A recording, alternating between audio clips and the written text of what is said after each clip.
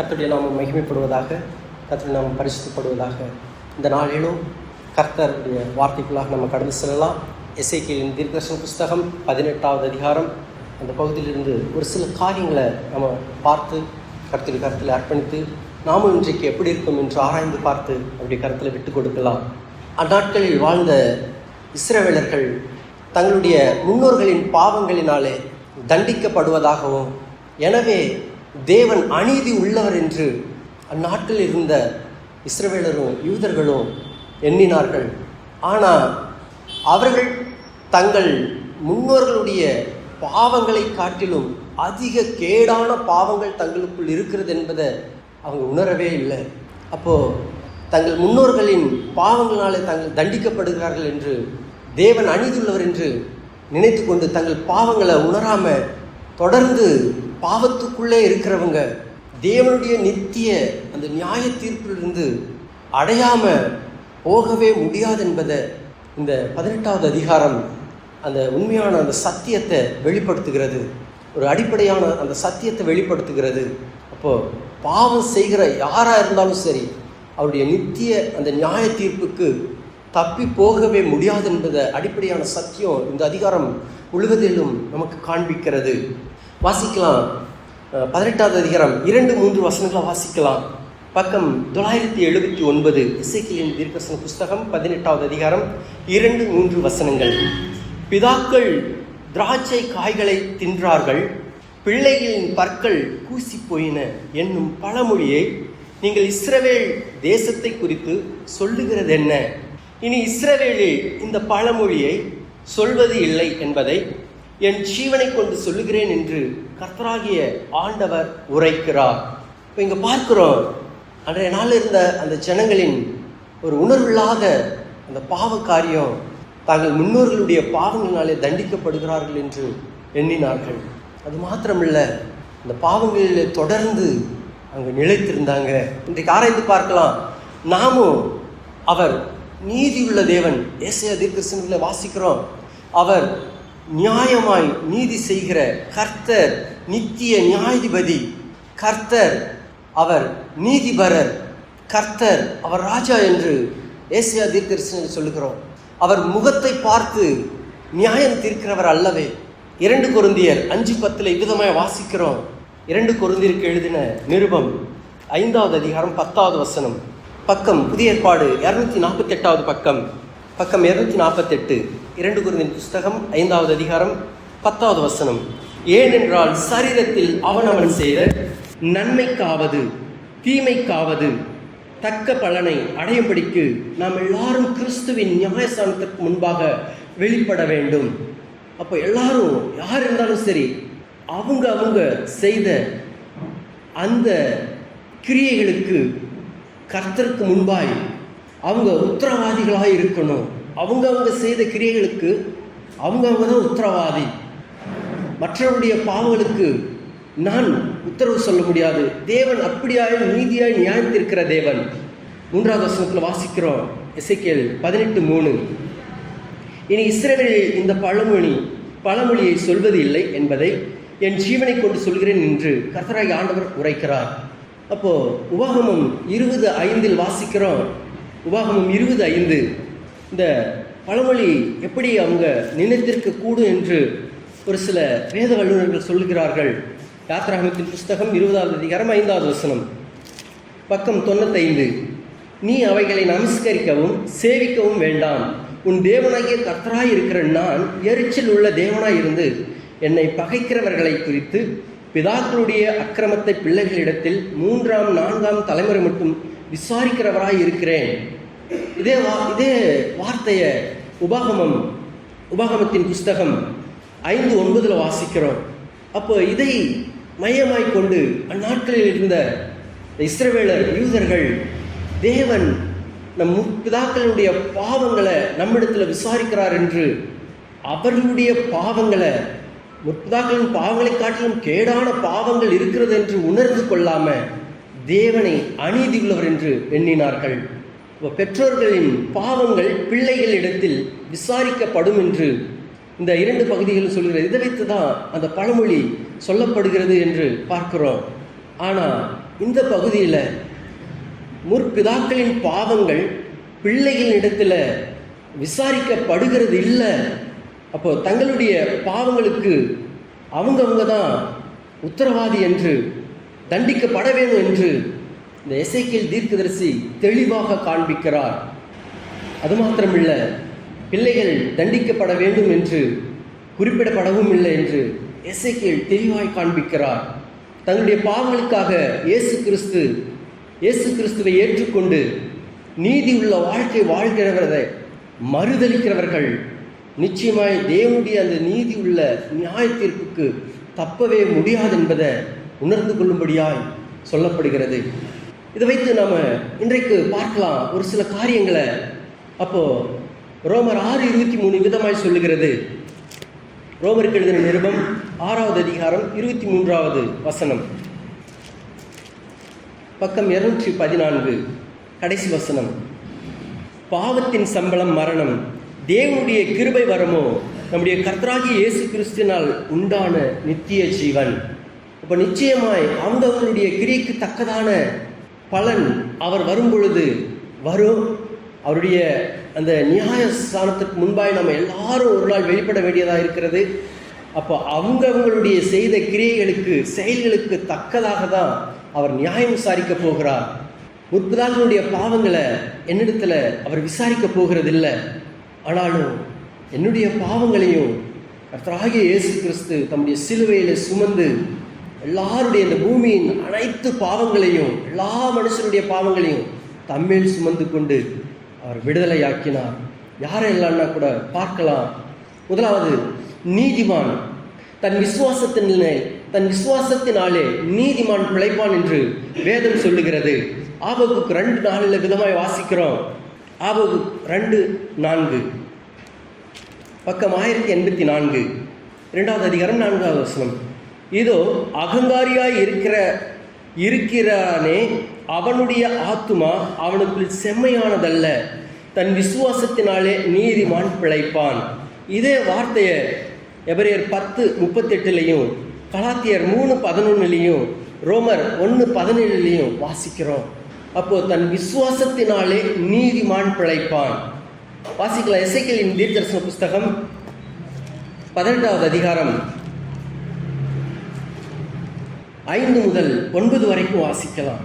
5 முதல் 9 வரை, பக்கம் 979. எசேக்கியேல் 18, 5 முதல் 9 வரை.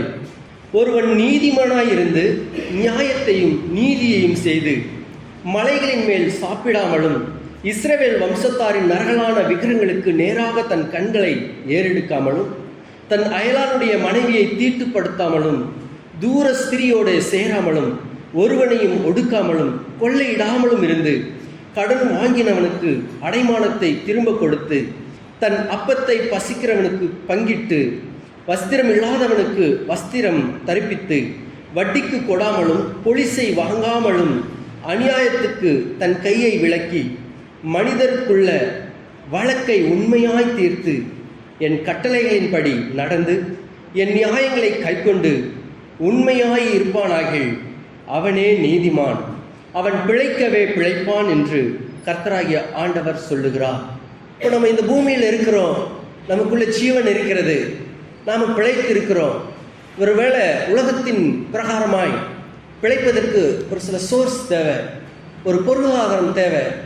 ஆனால் தேவனை ஏற்றுக்கொண்ட உங்களுக்கும் எனக்கும் பிழைப்பதற்கு என்ன தேவை? நம்முடைய பிழைப்பை இந்த பூமியில் வாழ்கிறதற்கு, பிழைத்திருப்பதற்கு என்ன தேவை? நம்ம வாசிக்கலாம். எசேக்கியேல் 20:11 விதமாய் வாசிக்கிறோம். பக்கம் 981. தன் விசுவாசத்தினாலே நீதிமான் பிழைப்பான் என்று எழுதியிருக்கிறதே. அப்போ வேதத்தில் மிகவும் முக்கியமானது ஒன்று தேவன் மேல் நாம் வைத்திருக்கிற விசுவாசம். அந்த விசுவாசம் இருந்தால் நாம் பிழைத்திருக்கலாம். அப்போ அப்படி பிழைத்திருப்பதற்கு ஒரு சில காரியங்களை நம்ம பார்க்கலாம். 20:11 விதமாய் வாசிக்கிறோம். என் கட்டளைகளை அவர்களுக்கு கொடுத்து என் நியாயங்களை அவர்களுக்கு தெரியப்படுத்தினேன், அவைகளின்படி செய்கிற மனுஷன் அவைகளால் பிழைப்பான். உலக ஜனங்கள் வாழ்கிறதற்கு, பிழைத்திருப்பதற்கு ஏதோ ஒன்று, பொருளோ பணமோ ஏதோ ஒன்று தேவைப்படுகிறது. ஆனால் கர்த்தரை முன்பாக வைத்து, கர்த்தரை நம் கண் முன்னாடி வைத்து வாழ்கிற உனக்கும் எனக்கும் அவருடைய கற்பனைகளையும் கட்டளைகளையும் அவருடைய நியாயங்களையும் அவர் தெரியப்படுத்துகிற காரியங்கள், தேவனுடைய சித்தத்தை நம்ம கை கொண்டு நடப்போமானா நிச்சயமாகவே நாம் பிழைப்போம். அதனால மத்தேயு 4:4 ஆண்டவர் அந்த உபவாச நாட்களை முடித்து வரும் பொழுது இந்த பிசாசன் இடத்துல அருமையாய் ஒரு வார்த்தை சொல்லுகிறார். மத்தேயு 4வது அதிகாரம் 4வது விதமாய் வாசிக்கிறோம். அப்போ ஒரு மனுஷன் இந்த பூமியில் எதனால் பிழைக்க முடியும்? நல்ல ஆகாரமும் நல்ல திருப்தியான சாப்பாடும் தண்ணியும் இருக்கிறதுன்னு மாத்திரம் மனுஷன் பிழைத்திருக்க முடியாது. மத்தேயு 4:4 பக்கம் 5வது பக்கம், புதிய ஏற்பாடு. அவர் பிரதியுத்தரமாக, மனுஷன் அப்பத்தினாலே மாத்திரமல்ல, தேவனுடைய வாயிலிருந்து புறப்படுகிற ஒவ்வொரு வார்த்தையினாலும் பிழைப்பான் என்று எழுதியிருக்கிறதே என்றார். அப்போ தேவனை சார்ந்திருக்கிற நானும் நீங்களும் எதனால பிழைக்க முடியும்னா, அவருடைய கற்பனைகளை, கட்டளைகளை, நியாய பிரமாணங்களை, அவர் தெரியப்படுத்துகிற காரியங்களை நம்ம கை கொண்டு வாழும் பொழுது, அவருடைய வேத வசனத்தை வைத்துக்கொண்டு மனுஷன் அப்பத்தினாலே மாத்திரமல்ல, தேவனுடைய வாயிலிருந்து புறப்படுகிற ஒவ்வொரு வார்த்தையினாலும் பிழைப்பான். அப்போ அவர் மேல் இருக்கிற விசுவாசத்தில் நம்ம வாழ்வோமானா, உலக அனித்தியமான பொருட்களை சார்ந்து கொள்ளாம தேவனுடைய வார்த்தையை சார்ந்து அந்த விசுவாசத்தோடு கூட நம்ம பிழைத்திருப்போம். அடுத்ததாக ஆமோஸுக்கு எழுதின புஸ்தகம் 5வது அதிகாரம் 4வது வசனத்தில் விதமாய் வாசிக்கிறோம்.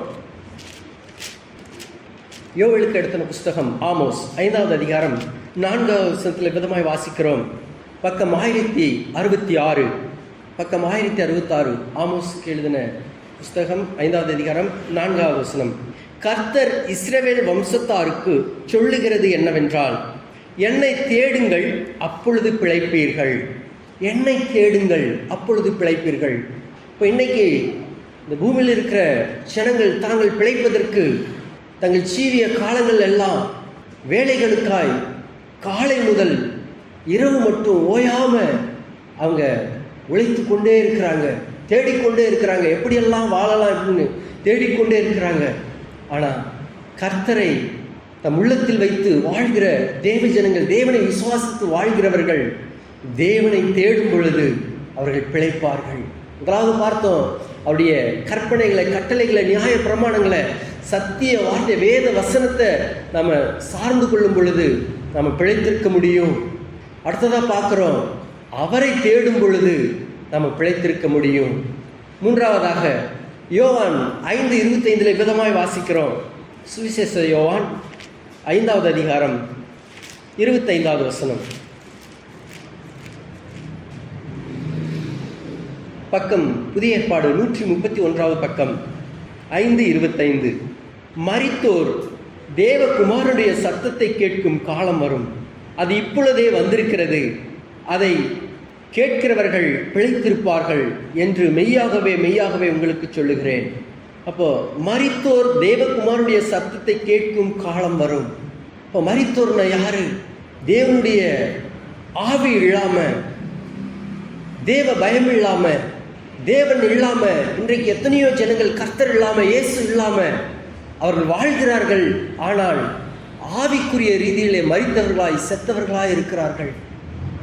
இப்படிப்பட்ட ஜனங்கள் கர்த்தருடைய சத்தத்தை கேட்கும் நாட்கள் வரும், அது இப்பொழுதே வந்திருக்கிறது, அதை கேட்கிறவர்கள் பிழைப்பார்கள். அதாவது பார்த்தோம், கர்த்தருடைய கற்பனைகளை, கட்டளைகளை, நியாய பிரமாணங்களை நம்ம கை கொண்டு நடக்கும் பொழுது பிழைப்போம். அவருடைய வாயின் வார்த்தைகளை, சத்திய வசனங்களை, வார்த்தையினால, வேத வசனத்தினால பிழைப்போம். ஆமோஸில் பார்த்தோம், அவரை தேடுகிறதுனால பிழைப்போம்.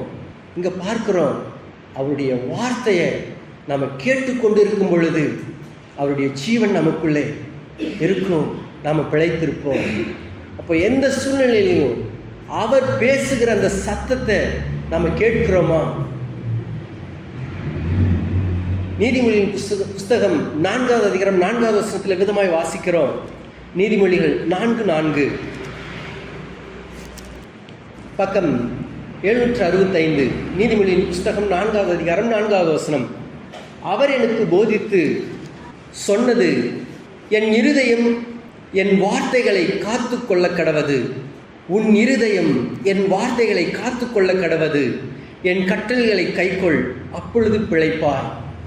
அப்படி அவருடைய வேத வார்த்தைகளை, வசனங்களை, அதுதான் நமக்கு பிழைப்பூட்டுகிற உணவு. அவைகளை நம்ம காத்து கொண்டு கேட்டு பெற்றுக்கொண்டு அதன்படி நம்ம கை கொண்டு நடப்போமானா அதில் நம்ம பிழைத்திருப்போம். இப்போ பார்த்தோம், இப்படிப்பட்ட நம்ம பிழைத்திருக்கணும்னா உலகத்தில் இருக்கிற உலக ஜனங்கள் பிழைப்பதற்கு எதெல்லாம் தேவைப்படுகிறது. ஆனால் தேவனை விசுவாசித்து வாழ்கிற நீங்களும் நானும் பிழைப்பதற்கு அவருடைய கற்பனைகளும் கட்டளைகளும் நியாய பிரமாணங்களும் அவருடைய வாயின் வார்த்தையும் அவரை தேடுகிறதிலையும் அவருடைய வசனத்தை காத்து கொண்டு நடப்பதிலையும் நம்ம பிழைக்க முடியும். நம்ம பந்தியின் வேலையில் கூட பார்க்கிறோம். யோவான் 6வது அதிகாரத்தில் யோவான் 6:53 ஒரு சில வசனங்களை வாசிக்கலாம்.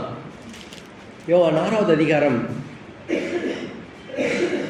பக்கம் 134 புதிய ஏற்பாடு 53 58 வரைக்கும் வாசிக்கலாம். அதற்கு இயேசு அவர்களை நோக்கி, நீங்கள் மனுஷகுமாரனுடைய மாம்சத்தை புசியாமலும் அவருடைய இரத்தத்தை பானம் பண்ணாமலும் இருந்தால் உங்களுக்குள்ளே ஜீவன் இல்லை என்று மெய்யாகவே மெய்யாகவே உங்களுக்கு சொல்லுகிறேன். என் மாம்சத்தை புசித்து என் இரத்தத்தை பானம் பண்ணுகிறவனுக்கு நித்திய ஜீவன் உண்டு. நான் அவனை கடைசி நாட்களிலே எழுப்புவேன். என் மாம்சம் மெய்யான போஜனமாய் இருக்கிறது, என் இரத்தம் மெய்யான பானமாய் இருக்கிறது. என் மாம்சத்தை புசித்து என் இரத்தத்தை பானம் பண்ணுகிறவன் என்னிலே நிலைத்திருக்கிறான், நானும் அவனிலே நிலைத்திருக்கிறேன். ஜீவனுள்ள பிதா என்னை அனுப்பினது போலவும் நான் பிதாவினால் பிழைத்திருக்கிறது போலவும் என்னை புசிக்கிறவனும் என்னாலே பிழைத்திருப்பான். வானத்திலிருந்து இறங்கின அப்பம் இதுவே. இது உங்கள் பிதாக்கள் புசித்த மன்னாவைப் போலல்ல, அவர்கள் மரித்தார்களே. இந்த அப்பத்தை புசிக்கிறவனோ என்றென்றைக்கும் பிழைப்பான் என்றார். அப்போ அருமையாய் நம்ம சபைகளிலும் கூட ஆராதனையின் வேலையில் ஒரு அருமையான பகுதியை, இந்த பந்தின் வேலையை தேவன் வைத்திருக்கிறது எதற்காகனா, இந்த பாவ காரியங்கள் எல்லாவற்றையும் விட்டு, இந்த ஜென்ம சுபாவங்களை விட்டு உண்மையாய் தேவனோடும் தேவனுடைய உறவிலும் ஐக்கியத்திலும் நம் மேன்மேலாய் அவரோடு கூட உறவாடத்தக்கதாய் ஒரு நல்ல ஒரு பந்தின் பகுதியை வைத்திருக்கிறார். அப்போது அந்த அப்பத்தையும் ரசத்தையும் நம்ம அவருடைய மாம்சமாய் நம்ம புசிக்கிறதில்ல, அவரை நினைவு கூறும் வண்ணமாய் அவரை நினைத்து கொண்டே இருக்கணும். ஒவ்வொரு நாளும் ஒவ்வொரு நிமிடமும் அவருக்குள்ளாய் அவரோடு கூட ஐக்கியத்தில் உறவில் நம்ம நெருங்கி அவரோடு கூட இணைந்திருக்கிற பிள்ளைகளாய் வாழத்தக்கதாய், அவருக்குள்ளே பிழைத்திருக்கத்தக்கதாய் அவ்விதமாய் அந்த பந்திக்குள்ளே நம்ம பங்கு பெறுகிறோம். உணர்ந்து பார்த்து நமக்குள்ளே இருக்கிறதான பாவ காரியங்கள் எல்லாவற்றையும், அக்கிரமங்களையும் மீறுதல்களையும் ஒரு அறிக்கை செய்து விட்டுவிட்டவர்களாய் மனம் திரும்பி அவரோடு கூட ஐக்கியத்தில் ஒன்றுபட்டவர்களாய் அவரை போல மாறத்தக்கதாய் ஒரு நல்ல ஒரு ஐக்கியத்தை அவருக்குள்ளாய் வைத்திருக்கிறது எதற்காகனா, அவருக்குள்ளாய் நம்ம பிழைத்திருக்கத்தக்கதாய் இப்படிப்பட்டதான ஒரு பந்தின் வேலையை தேவன் வைத்திருக்கிறார். அப்போ நாம் அவருடைய ஜீவன் நமக்குள்ள இருக்குமானா, நம்ம பிழைத்திருக்கிறது மெய்யானால், ஒரு சின்ன உதாரணம், ஒரு விதையை பூமியில் போடுறோம், அது வளர்ந்து வருகிறது. ஏன்னா அதுக்குள்ள உயிர் இருக்குது. அந்த மரத்துக்குள்ள, அந்த விதைக்குள்ள கிளம்பி வரும் பொழுது அதுக்குள்ள உயிர் இருக்கிறதுனால தான் அது வளர்கிறது. நாளுக்கு நாள் அது வளர்ந்து மேலோங்குகிறது. சபையும் முதலாவது நானும் என்னுடைய குடும்பமும் நம்முடைய சபையும் அவ்விதமாய் ஜீவன் இருக்குமானா, அதுக்குள்ளே நம்ம பிழைத்திருக்கிறது மெய்யானால் நாளுக்கு நாள் நம்ம வளரணும், கிறிஸ்துவுக்குள்ளாய் நம்ம வளரணும். எபேசியர் 4:11 இவ்விதமாய் வாசிக்கிறோம். எபேசியர் எழுதிய நிருபம் 4வது அதிகாரம் 11வது வசனம், புதிய ஏற்பாடு பக்கம் 266. எபேசியர் 4:11. மேலும் நாம் அனைவரும் தேவனுடைய குமாரனை பற்றும் விசுவாசத்திலும் அறிவிலும் ஒருமைப்பட்டவர்களாகி கிறிஸ்துனுடைய நிறைவான வளர்ச்சியின் அளவுக்கு தக்கதாய் பூரண புருஷராகும் வரைக்கும், இப்போ நம்ம இயேசு கிறிஸ்துவின் சாயலை அடையும் வரைக்கும், ஒரு பூரண புருஷராகும் வரைக்கும், அந்த செடி எப்படி வளர்ந்து கொண்டே இருக்கிறதோ அப்படி நாமும் வளரணும். ஒரு குரோத், ஒரு வளர்ச்சி நமக்குள்ள இருக்கணும். கிறிஸ்துவுக்குள்ளாய் ஒரு வளர்ச்சி இருக்கணும். அப்படி அந்த மரம் வளரும் பொழுது ஒரு குறிப்பிட்ட நாட்களுக்கு பிறகாய் அது பூத்து காய்த்து கனிகளை கொடுக்க ஆரம்பிக்கும். அப்படியாய் நாமளும் முதலாவது எனக்குள்ள, நம்முடைய தங்கள் குடும்பத்துக்குள்ள, நம்ம சபைக்குள்ள கலாத்தியர் 5:22 வாசிக்கிற விதமாய் அந்த ஆவியின் கனிகள் நமக்குள்ள பெருக ஆரம்பிக்கணும். கிறிஸ்துவுக்குள்ளாய் நம்ம ஒரு வளர்கிறவர்களாக இருக்கணும். சபைக்கு வந்து கொண்டே இருக்கிறோம், எல்லா காரியங்களும் தேவ தாசர்களால், ஊழியர்களால் தேவனுடைய வார்த்தை பெற்று நம்ம கேட்டுக்கொண்டே இருக்கிறோம். ஆனால் இன்னும் வளராம, கனி கொடுக்காம அப்படியே இருக்கிறோமா? ஆராய்ந்து பார்க்கணும். மிக முக்கியமானது, அவருடைய ஜீவன் நமக்குள்ள இருக்குமானா, நாம் பிழைத்திருக்கிறது மெய்யானா, சபையில் நம்ம வளரணும். வளரும் பொழுது கனிகளை கொடுக்கணும். வாசிக்கிறோம் மத்தேயு 3:8 விதமாய் வாசிக்கிறோம், மனம் திரும்புதலுக்கு ஏற்ற கனியை கொடுங்கள் என்று வேதம் சொல்லுகிறது. பக்கம் 5 மத்தேயுக்கு எழுதின சுவிசேஷ புஸ்தகம் 3வது அதிகாரம் 8வது வசனத்தில் விதமாய் வாசிக்கிறோம், மனம் திரும்புதலுக்கு ஏற்ற கனிகளை கொடுங்கள் அப்படின்னு. அப்போ நாம் அவருக்குள்ள மனம் திரும்பி உண்மையாய் பரிசுத்தத்தோடு அவரோடு கூட இருக்கிற ஐக்கியத்தில் வளர்ந்து கொண்டு இருப்போமானா, பிழைத்து கொண்டு இருப்போமானா, நாளுக்கு நாள் வளரணும், கனியை கொடுக்கணும். எசேக்கியேல் 18 மீண்டுமாக நம்ம இந்த எசேக்கியேல் பகுதிக்காக வந்துடலாம். எசேக்கியேலுக்கு எழுதின புஸ்தகம் 18வது அதிகாரம் 4வது வசனம் 20வது வசனம் வாசிக்கலாம். 4:20 முதலாவது 4வது வசனத்தை வாசிக்கலாம். இதோ எல்லா ஆத்துமாக்களும் என்னுடையவைகள், தகப்பனின் ஆத்துமா எப்படியோ அப்படியே மகனின் ஆத்துமாவும் என்னுடையது, பாவம் செய்கிற ஆத்துமாவே சாகும். 20வது வசனம் வாசிக்கலாம். பாவம் செய்கிற ஆத்துமாவே சாகும், குமாரன் தகப்பனுடைய அக்கிரமத்தை சுமப்பதும் இல்லை, தகப்பன் குமாரனுடைய அக்கிரமத்தை சுமப்பதும் இல்லை, நீதிமானுடைய நீதி அவன் மேல் தான் இருக்கும், துன்மார்க்கருடைய துன்மார்க்கமும் அவன் மேல் தான் இருக்கும். வாசிக்கிறோம், பாவம் செய்கிற ஆத்துமா சாகும். ரோமர் 6:23 விதமாய் வாசிக்கிறோம். ரோமர் 6:23 இதே வார்த்தையை அங்கே வாசிக்கிறோம். பக்கம் 214 புதிய ஏற்பாடு, பாவத்தின் சம்பளம் மரணம், தேவனுடைய கிருபை வரமோ நம்முடைய கர்த்தராகிய இயேசு கிறிஸ்துவினால் உண்டான நித்திய ஜீவன். அப்போ நிச்சயமாய் பாவத்தோடு கூட மரிப்போமானா அந்த நித்திய நரகத்திற்கு போவோம். அப்போ பாவம் செய்கிற ஆத்துமா சாகும். இப்போ வாசிக்கலாம் எசேக்கியேல் 18:10-13 வரைக்கும் வாசிக்கலாம். 10-13 வரைக்கும். முதலாவது பார்த்தோம், இந்த நீதிமான் தன் விசுவாசத்தினாலே நீதிமான் பிழைப்பான் என்று பார்த்தோம். அப்போ எதனால இந்த உலக ஜனங்கள் ஒரு சில பொருளாதாரத்தினாலே அவங்க பிழைத்து கொண்டிருக்கிறாங்க. ஆனால் தேவனை பற்றி கொண்டிருக்கிற நீங்களும் நானும் அவருடைய நீதி நியாயங்களை, கற்பனைகளை கை கொண்டு, அவருடைய வசனத்தின் வார்த்தைகளை கொண்டு அவரை தேடுகிறதுல, அவருடைய வார்த்தைக்கு செவி கொடுக்கறதுல, கை கொண்டு வாழ்கிறதுல நம்ம பிழைக்க முடியும், பிழைக்கும். அப்படிதான் தேவதாசர்கள், பரிசுத்தவான்கள் வாழ முடியும் என்பதை வேதம் சொல்கிறது. இரண்டாவதாக, பாவம் செய்கிற ஆத்துமா சாகும்.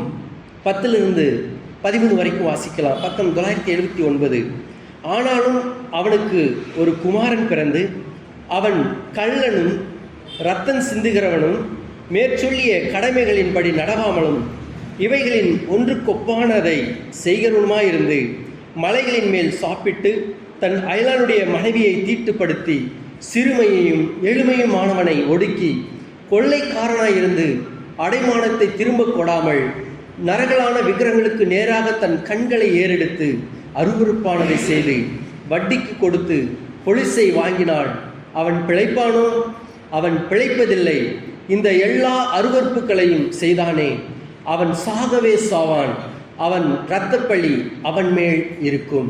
இரண்டாவதாக பார்க்கிறோம், அப்படி அந்த நீதிமானுக்கு பிறக்கிற ஒரு பிள்ளை தன்னுடைய அந்த தகப்பனுடைய வழியில் நடவாம துன்மார்க்கத்தனமாய் நடப்பானானா, தன்னுடைய துன்மார்க்கத்தனத்தினாலே அவன் நிச்சயமாய் தன்னுடைய பாவத்தின் நிமித்தம் சாகவே சாவான் என்று வேதம் சொல்லுகிறது. வேதம் சொல்லுகிறது, இந்த பூமியில் பிறக்கிறதான எல்லா மனுஷரும் ஒரு நாள் சரீரத்தின் பிரகாரமாக மரிக்கணும். அது தேவனுடைய நித்திய நியாய தீர்ப்பு. அது எபிரேயர் 9:27 வாசிக்கிறோம். எல்லா மனுஷரும் அந்த சரீரத்தில் மரிப்பது தேவன் விதித்த நித்திய அந்த நீதி. ஆனால் இன்றைக்கு அநேகர் அந்த பாவத்தில் தொடர்ந்து நிலைத்து இருக்கிறதுனால, ஒருவர் முதலில் பாவம் செய்யும் பொழுது அவருக்குள்ள ஒரு பயம் இருக்கும். ஆனால் நாளடைவில் அவங்க பாவம் செய்யும் பொழுது, தொடர்ந்து மீண்டும் மீண்டும் மீண்டும் செய்யும் பொழுது அவங்களுக்குள்ள இருக்கிறதான அந்த மனசாட்சி மழுங்கி போய்விடுகிறது. அது தனக்குள்ள இருக்கிறதான அந்த ஆவியானவர் துக்கப்பட்டு அவர் மிகவும் அமைதியான நிலையில் போய்விடுகிறார். எபேசியர் 4:30 இதுதான் வாசிக்கிறோம். எபேசியருக்கு எழுதின 4வது அதிகாரம் 30வது வசனத்தில் விதமாய் வாசிக்கிறோம். பக்கம் 267. அன்றியும் நீங்கள் மீட்கப்படும் நாளுக்கென்று முத்திரையாக பெற்ற தேவனுடைய பரிசுத்த ஆவியை துக்கப்படுத்தாதிருங்கள். வேதம் சொல்கிறது, உங்களுக்குள்ளே இருக்கிறதான கிறிஸ்துவை துக்கப்படுத்தாதிருங்கள் என்று. அப்போ நம்ம தொடர்ந்து தேவன் நம்ம செய்கிற ஒரு சில சிறு பாவங்களை தேவன் கண்டிக்கும் பொழுது, நம்ம மீண்டும் மீண்டும் பயமில்லாமல் தொடர்ந்து பாவம் செய்யும் பொழுது சரீரத்தில் மாத்திரமல்ல நம்முடைய ஆத்துமாவும் அது மரித்து போய்விடுகிறது. ஆகையினால்தான் சங்கீதக்காரன் விதமாய் சொல்லுகிறார். சங்கீதம் 115:17 மரித்தவன் தேவனை துதியா என்று வேதம் சொல்லுகிறது. அப்போ நம்ம ஜீவனோடு இருந்தால், பிழைத்திருந்தால் மாத்திரம்தான் தேவனை துதிக்க முடியும், தேவனை சேவிக்க முடியும், ஆராதிக்க முடியும்.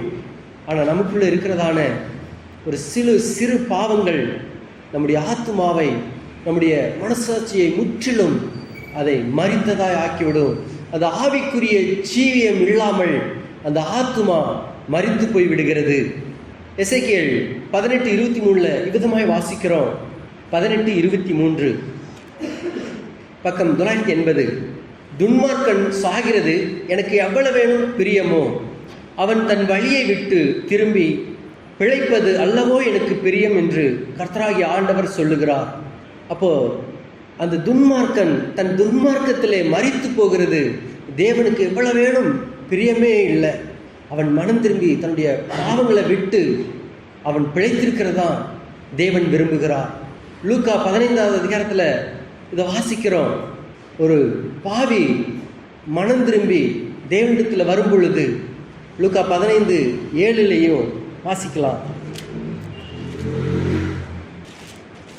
லூக்கா 15வது அதிகாரம் 7வது வசனமும் 10வது வசனமும். பக்கம் புதிய ஏற்பாடு 106. அதுபோல மனம் திரும்ப அவசியம் இல்லாத 99 நீதிமான்களை குறித்து சந்தோஷம் உண்டாகிறதை பார்க்கிலும் மனம் திரும்புகிற ஒரே பாவியின் நிமித்தம் பரலோகத்தில் மிகுந்த சந்தோஷம் உண்டாகிறது என்று உங்களுக்கு சொல்லுகிறேன். 10வது வசனமும் வாசிக்கலாம். அதுபோல மனம் திரும்புகிற ஒரே பாவியின் நிமித்தம் தேவனுடைய தூதருக்கு முன்பாக சந்தோஷம் உண்டாகிறது என்று உங்களுக்கு சொல்லுகிறேன் என்றார். அப்போ அந்த துன்மார்க்கன் அந்த துன்மார்க்கத்தனத்திலே தான் மரித்து போகிறது தேவனுக்கு எவ்வளவு வேணும் பிரியமில்லை. அந்த துன்மார்க்கன் சாகிற சாவை அவர் விரும்புகிறதே இல்லை என்று வேதம் சொல்லுகிறது. ஆகையினால எசேக்கியேல் 18:4 வாசிக்கிறோம். தகப்பனின் ஆத்துமா எப்படியோ இதோ எல்லா ஆத்துமாக்களும் என்னுடையவைகள், தகப்பனின் ஆத்துமா எப்படியோ அப்படியே மகனின் ஆத்மாவும் என்னுடையது, பாவம் செய்கிற ஆத்துமாவே சாகும். இப்போ எல்லா ஆத்துமாக்களும் ரட்சிக்கப்படணும்னு தான் தேவன் விரும்புகிறார். எல்லா ஆத்துமாக்களும் தேவனை அறிந்து கொள்ளணும்னு தான் அவர் விரும்புகிறார். 1 தீமோத்தேயு 2:4 இதை தான் வாசிக்கிறோம். 1 தீமோத்தேயுவின் புஸ்தகம் 2வது அதிகாரம் 4வது வசனத்தில் பக்கம் 286 வாசிக்கலாம். 2:4 எல்லா மனுஷரும் ரட்சிக்கப்படவும் சத்தியத்தை அறிகிற அறிவை அடையவும் அவர் சித்தமுள்ளவராக இருக்கிறார். அப்போ இந்த பூமியில் ஒருவராகவும் கெட்டு போகிறதுக்கு அவருக்கு சித்தமே இல்லை. எல்லாரும் மனம் திரும்பி ரட்சிக்கப்படணும்னு தான் அவர் விரும்புகிறார். வாசிக்கலாம். எசேக்கியேல் 18:23-24 பக்கம் 980. துன்மார்க்கன் சாகிறது எனக்கு எவ்வளவு வேணும் பிரியமோ, அவன் தன் வழிகளை விட்டு திரும்பி பிழைப்பது அல்லவோ எனக்கு பிரியம் என்று கர்த்தராகிய ஆண்டவர் சொல்லுகிறார். நீதிமான் தன் நீதியை விட்டு விலகி அநீதி செய்து துன்மார்க்கன் செய்கிற சகல அருவருப்புகளின் படியும் செய்வானே ஆகில் அவன் பிழைப்பானோ. அவன் செய்த அவனுடைய எல்லா நீதிகளும் நினைக்கப்படுவதில்லை. அவன் செய்த தன் துரோகத்திலேயும் அவன் செய்த தன் பாவத்திலேயும் சாவான். அப்போ அங்கு அதற்கு முன்பாய் அவர்கள் எவ்வளவு நீதி செய்திருந்தாலும் கூட கடைசியிலே தாங்கள் செய்கிற அந்த பாவங்கள் இருக்குமானா, பாவத்தோடு கூட அவங்க மரிப்பார்களானா, அவருடைய முன் நாட்டில் செய்த யாவுமே நினைக்கப்படுவதில்லை. நாங்கள் செய்கிற அந்த அக்கிரமும் பாவமும், அதனால் அந்த பாவத்தின் முடிவு மரணம். அவங்க பிழைக்கவே முடியாது என்று வேதம் சொல்கிறது. அப்படி பாவத்திலே அந்த ஆத்துமா சாகிறது கர்த்தருக்கு கொஞ்சமும் பிரியமில்லை. அந்த துன்மார்க்கன் தன்னுடைய அந்த அநீதியை விட்டு தேவனிடத்திற்கு திரும்பி மனம் திரும்பி அவரை ஏற்றுக்கொண்டு அவருக்காக ரத்தம் சிந்தின அந்த தேவனை நினைத்து பரிசுத்தம் அடைவதற்கு தான் அவர் எதிர்பார்க்கிறார். மூன்றாவதாக பார்க்கலாம், எசேக்கியேல் 18:14-19 வரைக்கும் வாசிக்கலாம். எசேக்கியேல் 18வது அதிகாரம் 14-19 வரைக்கும். பின்னும் இதோ, அவனுக்கு ஒரு குமாரன் பிறந்து அவன் தன் தகப்பன் செய்த எல்லா பாவங்களையும் கண்டு தான் அவைகளின்படி செய்யாதபடிக்கு எச்சரிக்கையாயிருந்து மலைகளின் மேல் சாப்பிடாமலும் இஸ்ரவேல் வம்சத்தாரின் நரகலான விக்கிரங்களுக்கு நேராக தன் கண்களை ஏறெடுக்காமலும் தன் அயலானுடைய மனைவியை தீட்டுப்படுத்தாமலும் ஒருவனையும் ஒடுக்காமலும் அடைமானத்தை வைத்து கொண்டிராமலும் கொள்ளையிடாமலும் தன் அப்பத்தை புசித்தவனுக்கு பங்கிட்டு வஸ்திரமில்லாதவனுக்கு வஸ்திரம் தரிப்பித்து சிறுமையானவனுக்கு நோவு உண்டாகாதபடிக்கு தன் கையை விலக்கி வட்டியையும் பொலிசையும் வாங்காமல் இருந்து என் நியாயங்களின்படி செய்து என் கட்டளைகளில் நடந்தால் அவன் தன் தகப்பனுடைய அக்கிரமத்தின் நிமித்தம் சாகாமல் பிழைக்கவே பிழைப்பான். அவன் தகப்பனோவென்றால் கொடுமை செய்து சகோதரனை கொள்ளையிட்டு தகாததை தன் ஜனங்களின் நடுவிலே செய்தபடியினால் இதோ அவன் தன் அக்கிரமத்திலே சாவான். இது எப்படி? குமாரன் தகப்பனுடைய அக்கிரமத்தை சுமக்கிறதில்லையா என்று நீங்கள் கேட்டால், குமாரன் நியாயத்தையும் நீதியையும் செய்து என் கட்டளைகளை கை கொண்டு அவைகளின்படி செய்ததினால் அவன் பிழைக்கவே பிழைப்பான். மூன்றாவது பார்க்குறோம், ஒரு துன்மார்க்கனுக்கு பிறந்த ஒரு பிள்ளை தன்னுடைய தகப்பனுடைய வழியில் நடவாம கர்த்தருடைய வழிகளிலே கர்த்தருக்கு பிரியமாயிருந்து அது நீதிகளை செய்து கர்த்தருக்கு ஏற்றமைகளை கர்த்தருடைய வார்த்தைகளின்படி செய்தால் அவன் பிழைக்கவே பிழைப்பான். அந்த தன்னுடைய தகப்பனுடைய அக்கிரமத்திலே அவனுக்கு பங்கு இல்லை என்று இங்கே சொல்லப்படுகிறது. அப்போது இந்த அதிகாரத்தில் நம்ம பார்க்கிற ஒரே காரியம், அந்த முன்னோர்களின் பாவங்கள் பிள்ளைகளிடத்தில் வருகிறதில்லை. ஆனால் அந்நாட்டில் இருந்த அந்த இஸ்ரவேலர்கள் தன் முன்பிதாக்களின் பாவங்களாலே தண்டிக்கப்படுகிறோம் என்று அவங்க சொல்லி தேவன் அநீதி உள்ளவர் என்று சொன்னது மாத்திரமில்லை, அவர்களுடைய பாவங்கள் தன் முற்பிதாக்களின் பாவங்களை காட்டிலும் கொடிதாக இருக்கிறது என்று உணராமல் அதிலே அந்த பாவங்களிலே அவங்க தொடர்ந்து இருந்தாங்க. ஆகையினால அந்த தேவனுடைய அந்த நியாய தீர்ப்புக்கு அவங்க தப்ப முடியாது என்பதை இந்த எசேக்கியேல் தெளிவாய் காண்பிக்கிறார். கடைசியாக பார்க்கலாம், தேவன் எதிர்பார்க்கிறது என்ன? எசேக்கியேல் 18, 30, 31, 32 கடைசி 3 வார்த்தைகள் நம்ம பார்க்கலாம். தேவன் நம்மிடத்தில் எதிர்பார்க்கிறது என்ன? அப்போ ஒரு நீதிமான் தன் விசுவாசத்திலே பிழைப்பான் என்று பார்க்கிறோம். தன்னுடைய தேவனுடைய கற்பனைகளையும் கட்டளைகளையும் வார்த்தைகளுக்கும் செவி கொடுத்து கை கொண்டு வாழ்வானானா நிச்சயமாய் அவருடைய நீதியின் நிமித்தம் கர்த்தராகிய இயேசு கிறிஸ்துவை ஏற்றுக்கொண்டு அவர்கள் செய்கிற அந்த நீதியின் நிமித்தம் அவங்க பிழைக்கவே பிழைப்பாங்க. ஒருவேளை ஒரு துன்மார்க்கன் தன் துன்மார்க்கத்திலே அதிலே நிலை கொண்டிருப்பானானா நிச்சயமாய் அந்த பாவத்தின் சம்பளம் மரணம். நிச்சயமாய் அவர்களுக்கு தேவனுடைய நியாய தீர்ப்பு உண்டு என்பதை காண்பிக்கிறது. ஆனால் அப்படி அந்த துன்மார்க்கத்தில் சாகிறது தேவன் ஒரு நாளும் விரும்புகிறதில்லை. அவர்கள் மனம் திரும்பி தேவன் பட்சத்தில் திரும்பும்படியாக தான் அவர் எதிர்பார்க்கிறார். இன்றைக்கு நாமும் கூட எப்படி இருக்கிறோம் என்று ஆராய்ந்து பார்க்கலாம். கடைசியாக தேவன் நம்ம இடத்துல என்ன எதிர்பார்க்கிறார்? எசேக்கியேல் 18, 30, 31, 32 கடைசி அந்த 3 வசனங்களை வாசிக்கலாம். பக்கம் 980. ஆகையால் இஸ்ரவேல் வம்சத்தாரே, நான் உங்களில் அவனவன் வழிக்கு தக்கதாக நியாயம் தீர்ப்பேன் என்று கர்த்தராகிய ஆண்டவர் சொல்லுகிறார். நீங்கள் மனம் திரும்புங்கள், உங்களுடைய எல்லா மீறுதல்களையும் விட்டு திரும்புங்கள். அப்பொழுது அக்கிரமம் உங்கள் கேட்டுக்கு காரணமாய் இருப்பதில்லை. நீங்கள் துரோகம் பண்ணின உங்களுடைய எல்லா துரோகங்களையும் உங்கள் மேல் இராதபடிக்கு விலக்கி உங்களுக்கு புது இருதயத்தையும் புது ஆவியையும் உண்டு பண்ணி கொள்ளுங்கள். இஸ்ரவேல் வம்சத்தாரே, நீங்கள் ஏன் சாக வேண்டும்? மனம் திரும்புங்கள், அப்பொழுது பிழைப்பீர்கள். சாகிறவனுடைய சாவை நான் விரும்புகிறதில்லை என்று கர்த்தராகிய ஆண்டவர் சொல்லுகிறார். கடைசியா நம்ம பார்க்கிறோம், ஒருவேளை நீதிமானாய் இருந்தும் தேவனுக்கு பிடித்தமாய் வாழ்ந்து அந்த நீதிமானுக்கு பிறக்கிற ஒரு பிள்ளை துன்மார்க்கத்தனமாய் போவாங்கன்னா நிச்சயமாய் அந்த பிள்ளை செய்கிற அந்த துன்மார்க்கத்தனத்தின் நிமித்தம், அவனுடைய பாவத்தின் நிமித்தம் அவன் சாகவே சாவான். ஒருவேளை துன்மார்க்கத்தனமாய் இருக்கிற அவனுடைய பிள்ளை அந்த தகவனுடைய துன்மார்க்கத்தில் நடவாம கர்த்தருக்கு பயந்து கர்த்தருடைய எல்லா காரியங்களும் நீதியாய் நடந்து கர்த்தருக்கு பிரியமையாய் நடப்பாரானா, அந்த தகப்பனுடைய துன்மார்க்கத்தனத்தில் அவர் வாரிக்கொள்ளப்படாம தன்னுடைய அந்த தேவனுக்கு பயந்து நடக்கிறதுனால அந்த நீதியின் நிமித்தம் அவன் பிழைக்கவே பிழைப்பான் என்று பார்க்கிறோம். கடைசியாய் அவருடைய கற்பனைகளையும் கட்டளைகளையும் நம்ம கை கொண்டு அவருடைய அந்த வார்த்தையின்படி நம்ம மனம் திரும்பி அவரிடத்தில் சேருவோமானா அவர் எப்பேற்பட்ட பாவங்களையும் மன்னித்து ரட்சிக்க அவர் வல்லவராய் இருக்கிறார். எப்பேற்பட்ட துன்மார்க்கனையும் தம் பக்கமாய் மனம் திரும்பி வரும்படியாய், எப்பேற்பட்ட பாவம் இருந்தாலும் அவர் எல்லாவற்றையும் நீக்கி சுத்திகரித்து ரட்சித்து தம் பக்கமாய் சேர்த்து கொள்ள வல்லவராய் இருக்கிறார். ரோமர் 6:10 விதமாய் வாசிக்கிறோம். ரோமருக்கு எழுதின நிருபம் 6வது அதிகாரம் 10வது வசனம். ரோமர் 6:10. அவர்கள் மரித்து பாவத்துக்கென்று, அவர் மரித்தது பாவத்துக்கென்று ஒரே தம் மரித்தார், அவர் பிழைத்திருக்கிறது தேவனுக்கென்று பிழைத்திருக்கிறார். இப்போ கர்த்தராகிய இயேசு கிறிஸ்து அவர் மரித்தது இந்த பூமி அனைத்தின் எல்லாருடைய பாவத்திற்காக ஒரே தரம் மரித்தார். அவர் பிழைத்திருக்கிறது பிதாவாகிய தேவனுக்கென்று. இதே 1 பேதுரு 2:24 வாசிக்கிறோம். பாவத்துக்கென்று மரித்து நீதிக்கென்று பிழைத்திருக்கத்தக்கதாய் அவருடைய தளம்புகளாலே நாம் குணமானோம் என்று வேதம் சொல்லுகிறதே. இப்போ இன்றைக்கு நாமும் கூட கர்த்தராகிய இயேசு கிறிஸ்துவோடு கூட மரித்து அவரோடு கூட நம்ம பிழைத்திருக்கிறோமா?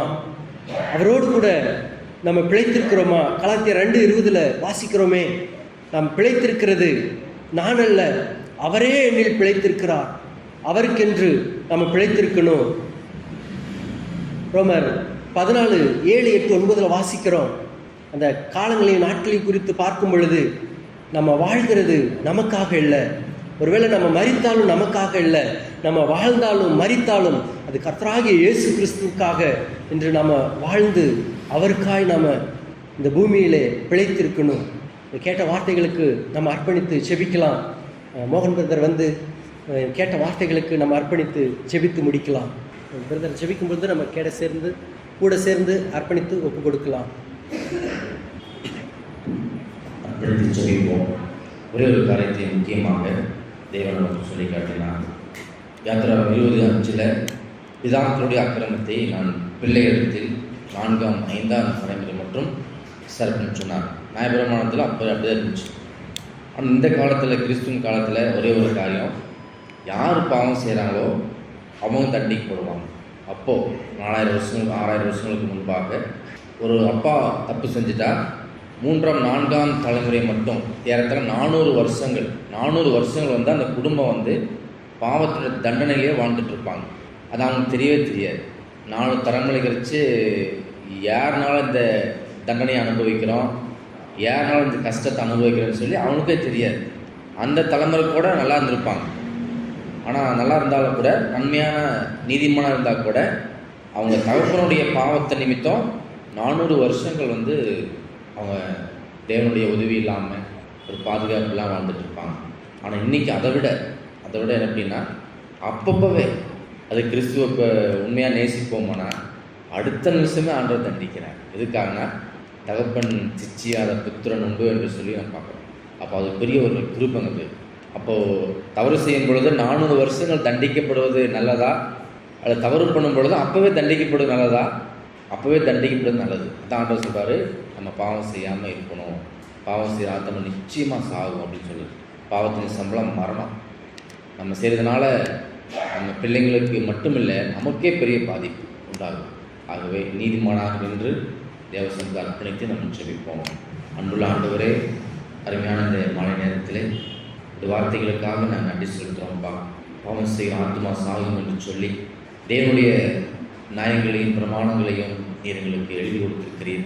அந்நாட்களைப் போல அல்ல, இந்நாட்களில் இருதயத்தில் எங்களுக்கு அக்கினிமயமான பிரமாணத்தை எழுதி கொடுத்திருக்கிறீர்களா. யாரும் உங்களுக்கு போதிக்க வேண்டியதில்லை என்று சொல்லியிருக்கிறீங்க. கடைசி காலத்தில் என் ஆவியை எல்லாரும் மேலும் ஊற்றுவேன்னு சொல்லியிருக்கிறீங்க. எது நியாயம், எது நீதி, எது தேவனுடைய பிரியம், எது தேவனுடைய சித்தம் என்பதை எங்களுக்கு தெரியப்படுத்தியிருக்கீங்க, உள்ளத்தில் வெளிப்படுத்தியிருக்கீங்கப்பா. அந்த பிரமாணங்களை அறிந்த நாங்கள், தேவனுடைய சத்தியத்தை அறிந்த நாங்கள் உமக்கென்று வாழ்ந்து ஒரு நாளும் எங்களுடைய பாவத்தையும் அதனுடைய சம்பளத்தையும் நாங்கள் பெறாதபடிக்கு தேவனுடைய நீதிமான்களாக வாழ்ந்து நாமத்தை மகிமைப்படுத்த உதவி செய்யுங்கப்பா. கடைசி காலத்திலே சமூகத்தில் வந்து நிற்கும் பொழுது தேவனால் ஆசீர்வதிக்கப்பட்டவர்களே, உங்களுக்கென்று ஆயத்தம் பண்ண ராஜ்யத்துக்குள்ளாக பிரவேசிங்க என்று சொல்லுகிற அந்த வார்த்தை எங்களுக்காக துணிக்கணும் சுவாமி. இந்த கிருபை எங்களுக்கு தாங்க. வந்திருக்கிற ஒவ்வொருவரையும் கர்த்தர் ஆசீர்வதித்து ஆண்டவரே உங்களுடைய வார்த்தைகள் மூலமாக தேவனுடைய கட்டளை பிரகாரமாக தேவனுடைய நீதி நியாயங்கள் பிரகாரமாக வாழ்ந்து நாமத்தை பூமியில் இருக்கிற இந்த கொஞ்ச நாட்கள் உன் நாமத்தை மகிமைப்படுத்தி வாழ்ந்துட உதவி செய்கிறாங்க. கடைசி காலத்தில் உம்மோடு நாங்கள் வாழும் பொழுது, இந்த நித்திய ஜீவனுக்குள்ளாக வாழும் பொழுது அன்று நாங்கள் எங்களுடைய பாவத்தை நிமித்து ஒரு நாள் அதிலிருந்து மிஸ் ஆகி விடாதபடிக்கு கர்த்தர் நடத்துவீராக. ஒவ்வொரு நாளும் எங்களுக்கு போதிங்கப்பா. இது நன்மை தீமை என்று போதிங்க, இது நியாயம் என்பதை போதிங்க, இது தேவனுக்கு பிரியம் என்பதை கற்றுக் கொடுங்க ஆண்டவரே. அப்படியாக கர்த்தர் ஒவ்வொருத்தரையும் கர்த்தர் ஆசீர்வதிங்க. தேவனுடைய வரைக்கும் சபைக்கு வராமல் இருக்கிற ஒவ்வொரு குடும்பங்களையும் ஆண்டவரே நீ ஆசீர்வதிங்க. அவனுடைய வேலைகளை ஆசீர்வதிங்க, அவனுடைய தொழில்களை ஆசீர்வதிங்கப்பா. ஆண்டவரே இந்த பூமியிலே ஒரு நாளும் உலகத்தை குறித்து கவலை இல்லாதபடிக்கு தேவனுடைய ராஜ்யத்துக்குடைய கவலையே வாழ்ந்துட உதவி செய்யுங்கப்பா. உலக கவலை ஒரு நாளும் கர்த்தருடைய பிள்ளைங்களை, சபையின் பிள்ளைங்களை மேற்கொள்ளாதபடிக்கு தேவனுக்காகவே கவலைப்படுகிற பிள்ளைகளாக இருக்க கர்த்தர் சபையை ஆசீர்வதிக்கும்படி நாங்கள் ஜெபிக்கிறோம். கர்த்தர் நடத்தும் இயேசு நாமத்திலே ஜெபிக்கிறோம் பிதாவே. ஆமென்.